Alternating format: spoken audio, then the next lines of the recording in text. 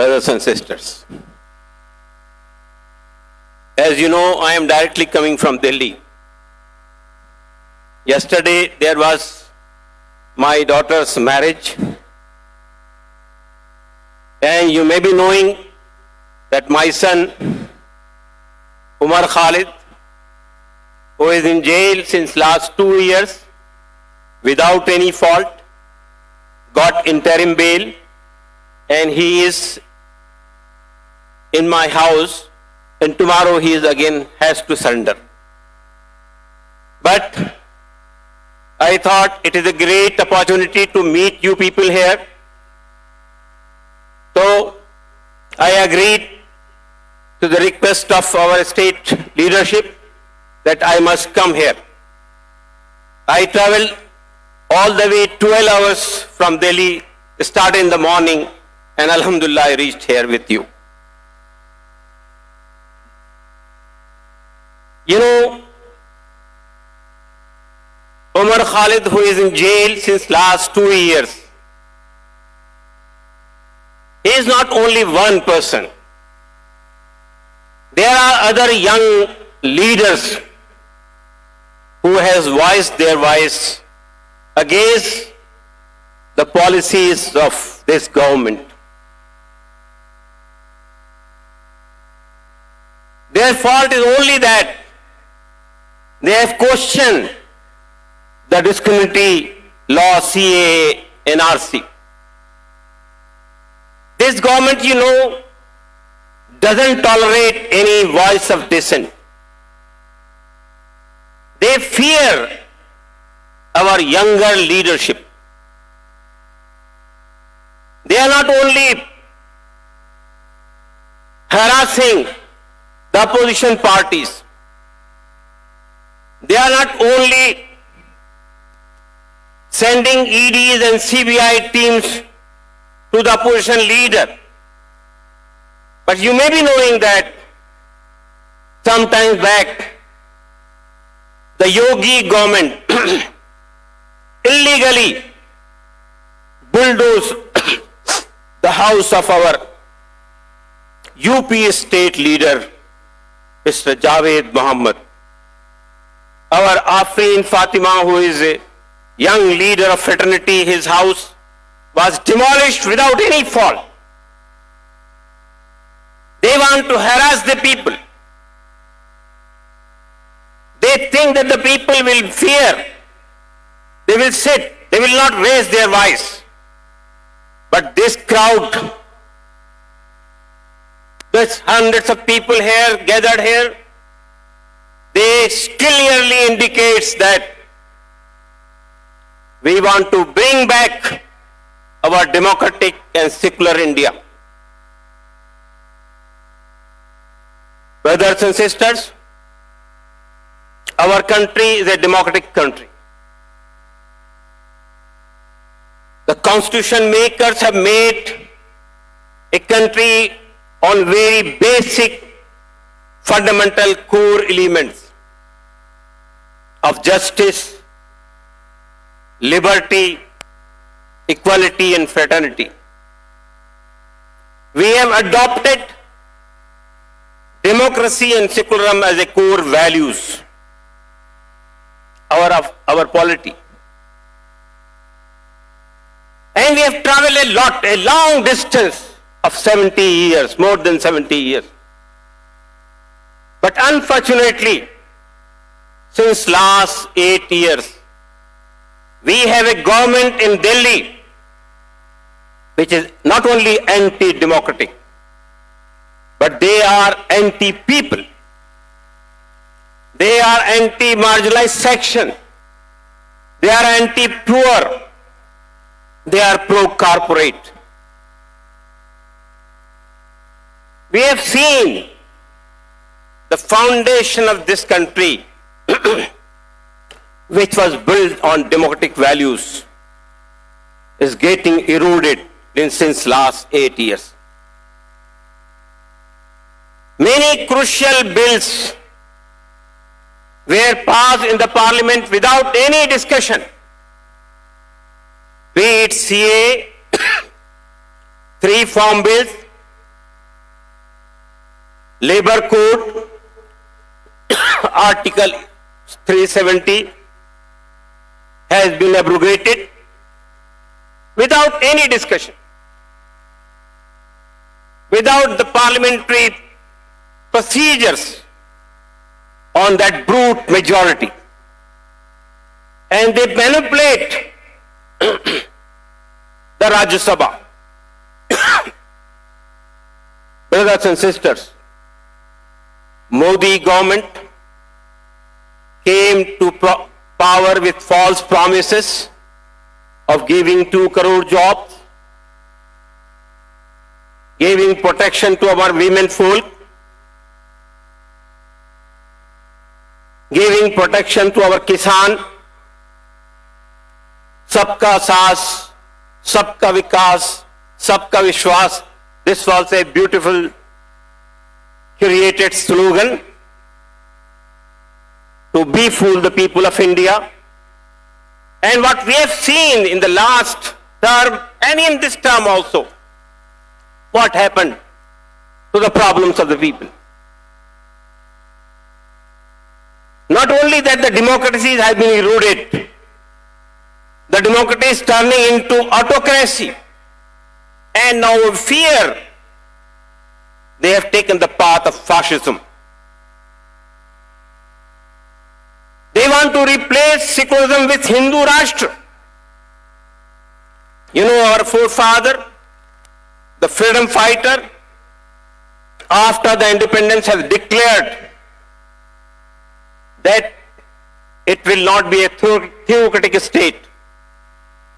It will be a secular state. But we have seen what Modi government is doing since last 8 years. They have created a gulf in the country, a gulf between Hindu and Muslim. They have adopted the same policies of Britishers, divide and rule. They are creating hatred among the people.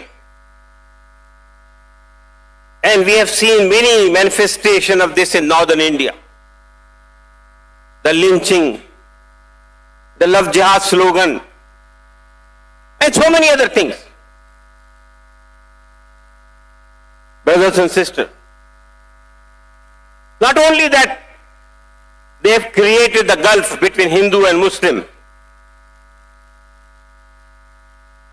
On all fronts, be it economy, be it inflation, be it unemployment, be it democratic values, be it constitutional values, be it the other autonomous bodies.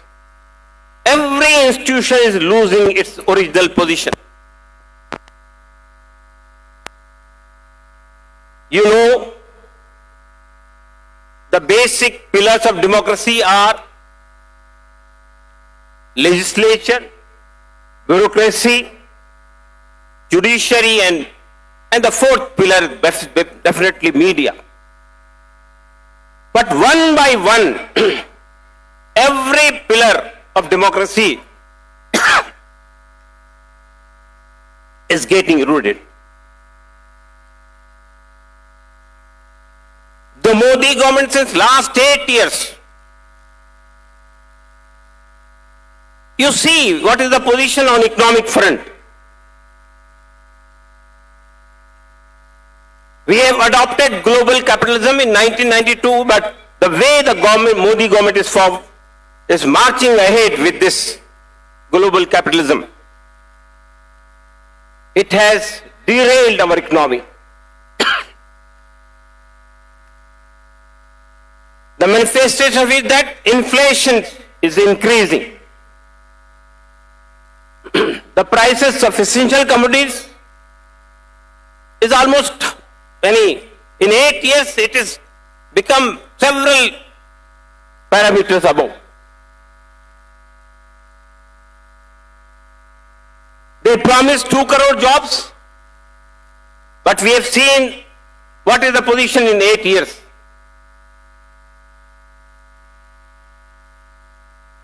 unemployment is rising. It is alarming state. So now it is hard time. If we want to save our beloved country, our beautiful country, second democratic country of the world, second democracy, if we want to save it, it is high time. Every person, every individual, the civil society, and all the opposition parties take the pledge that in 2024 election, general election, we will dethrone this government, the Modi government. We believe if all opposition parties come on one platform. Some time back, I was part of a discussion in Delhi in which several national and regional parties were there, and they were discussing, and including civil society people, they were discussing what should be the mode of operation for 2024. I have clearly made it clear during my speech that those regional parties, those who are saying that we will have a alliance minus BJP, minus Congress, I say it is, if this is the case, then nobody can stop Modi government coming to power. All the opposition parties and all the secular parties should get united. They should come on one platform, including Congress party. You know, in 2014, with all hue and cry, with Achhe Din slogan, with Sabka Saath, Sabka Vikas, Sabka Vishwas, the Modi government, which has made tall promises, came to power with only 31% of vote. 67% of the vote, 69% of the vote was against Modi government. But that was not united. That's why they came to power. And what happened in 2019? Again, they have manipulated their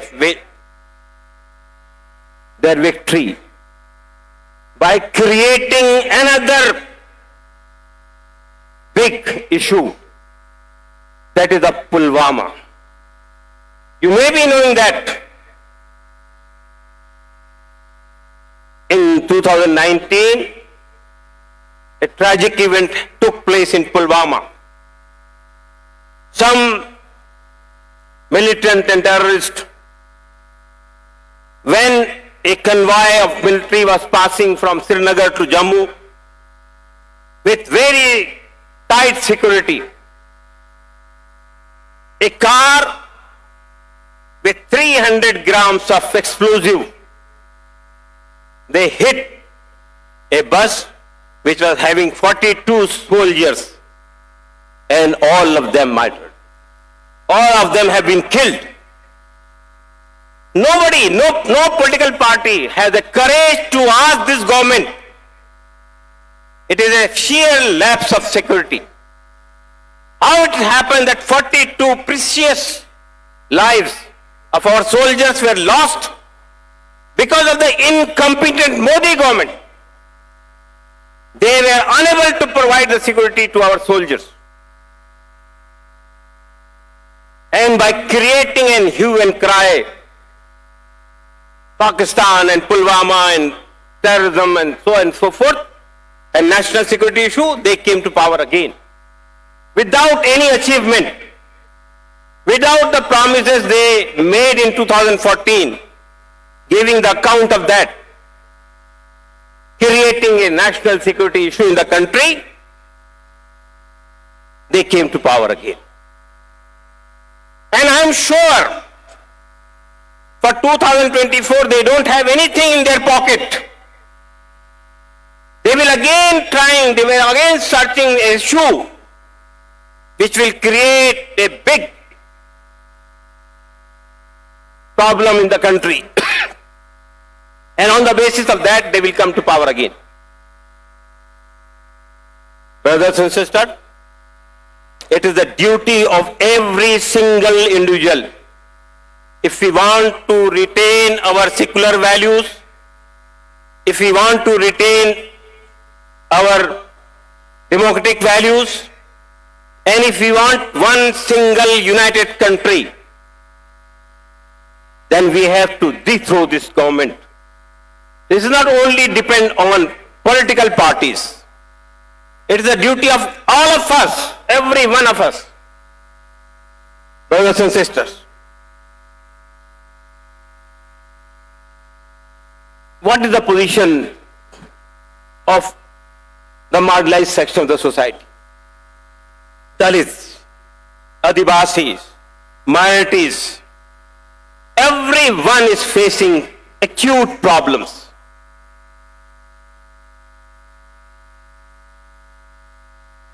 Apart from this,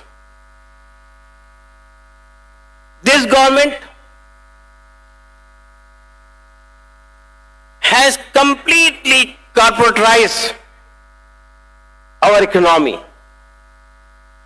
Some big corporates, some big industrialists, some big businessmen, their wealth is increasing. During COVID, we have seen every individual was affected, except the corporates, except the big businessmen. Their bank balance increases and all the other peoples were ruined. In 2016, this government made a blunder with the economy of the country when they made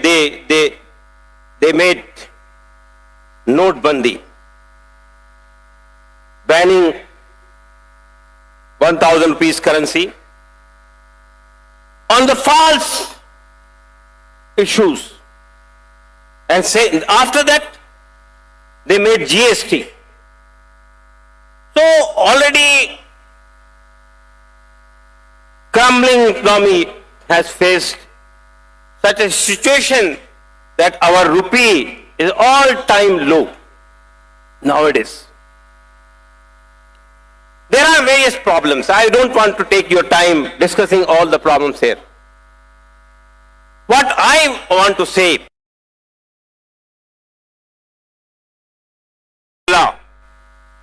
that it is the duty of all political parties, if they are sincere to save the country, to save the people of the country, to save the democracy, to save the secular values, they should come together and chalk out a clear strategy for 2014. You know, in 2019 election, in Kerala, we have given all support to UDF. We did not contest any seat in Kerala, and we have supported on all the seats to UDF. UDF got 19 seats out of 20. They cannot neglect that one of the reasons is our unilateral support. But we want to make it clear, and I think our state leadership has already made it clear, that it is not a permanent support. Our support is based on certain principles. If all the political parties sincerely want to establish a secular democratic country, if they are sincere to bridge the gulf between haves and have-nots, to bridge the gulf between rich and poor, if they want to shape the economy in such a way, the benefit of resources, the resources equitably distributed among all the people of the country. It should not be siphoned from poor and get into the bank account of some individuals. They have to make the promise with the people of the country that they will reshape the economic policy. They will redesign the economic policies. The second thing which we want to make it clear from this state, that that we will not tolerate any type of promise compromise with Hindutva, be it hard Hindutva or be it soft Hindutva. There is no space for any Hindutva ideology in India. We want to make it clear that they have to ensure that if they come to power again, they will establish a secular, democratic and strong India. India where every section of the society will live peacefully, India which will be prosperous, India where all the religious and cultural entity get freedom of religion, freedom of culture. India where all the marginalized sections will be uplifted, will be empowered. India where our women will not face crimes, will not face rape. You know that now what are the statistics? Even this government has stopped bringing statistics. But the available data shows that every 13 minutes, one woman of the country is raped. Especially the women from downtrodden people, especially the women from Dalit, tribals, and other peoples. We have seen the people, those who were going to show solidarity with Hathras gang rape victim's family, Mr. Siddiq Kappan, the young journalist from Kerala, was arrested and sent on false charges. He's complete 2 years he was in the jail. Fortunately, some time back he got the bail. Still he is inside the jail because after vacation that decision will be implemented. Brothers and sisters, I will not make a long speech. I want to make it clear that as far as the Welfare Party is concerned, Welfare Party is trying all its efforts at the national level, and wherever we are in 9 states, we are trying to reach to the opposition political parties that it is high time, without any condition, without any opportunist approach, they should come on one platform and have a consolidated opposition to the regime which is ruling the country, the regime which is at the center. And I'm sure if they are sincere, they come on our platform and they made a united efforts to bring this government down, we will be successful. As far as our role is concerned, Welfare Party will not leave any stone unturned in bringing all the political parties on one platform. We are not just in the politics just for the sake of some seats. As you all know, we want to change the system which is based on injustices, which is based on discrimination, which is based on corruption, which is based on hatred, which is based on division. We want to change the entire system. We don't want satta parivartan, we want vyavastha parivartan. Brothers and sisters, with these words, once again I thank you, and I am sure, this is the culmination of our state election, and yesterday we have elected a very young, dynamic, enthusiastic leader, Brother Razak Polari, under whose leadership and under the support of the people around him, Hamid Wanimbalam, K.A. Shafiq, Jyoti Vas, and all other people. Our sisters also, Jabina Rashad and E.C. Aisha. I stipulate, I see a great future for Welfare Party in Kerala, not only in Kerala, also in India. As you know, our party is not merely an addition in the present political parties group. Our party is an alternative to existing criminal, communal, corrupt and opportunist politics. We want to change the entire system in such a way that whatever dreams we have seen at the time of independence get fulfilled. Thank you very much. Hello. Thank you, sir. Thank you for your valuable words and time.